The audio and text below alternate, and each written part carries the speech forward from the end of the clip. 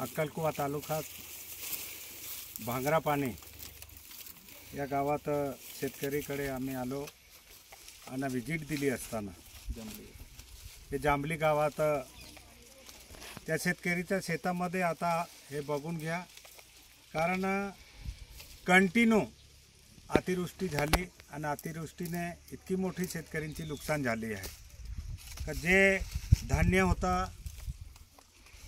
ते धान्य आज खायची वेळ आली आणि कंटिन्यू हे 5-5.5 महिने पाणी एवढ्या जोरात पडला। आताही पाणी, आज भी रात्री भी पाऊस पडला, आता खुलला आहे।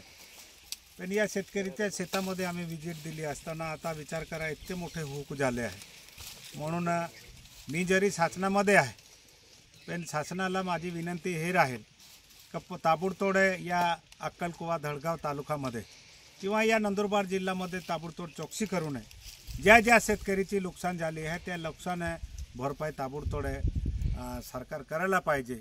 हे मागणी मी मुख्यमंत्री साहेबांकडे तर केलीच आहे, पण या जिल्ह्याच्या पालकमंत्रीला सुद्धा आम्ही सूचना पत्र दिलं आहे। जिल्ह्याचे कलेक्टर, तहसीलदार यांना सुद्धा आम्ही हेच कॉन्सेप्ट घेऊन जाणार आहे, त्यांना सांगणार ताबडतोड आपले सर्वे करा आणि शेतकरीला आता तेवढं तर देऊ शकत नाही सरकार, कोणी देऊ शकत नाही। पण आज ते मूगमध्ये आलेला घास आज ते उगला गेला आहे, तर त्याच्यासाठी सरकारकडे मी मागणी करेल आणि जुरून शेतकरीला त्याचा मोबदला भेटायला पाहिजे म्हणून माझी सतत मागणी राहील।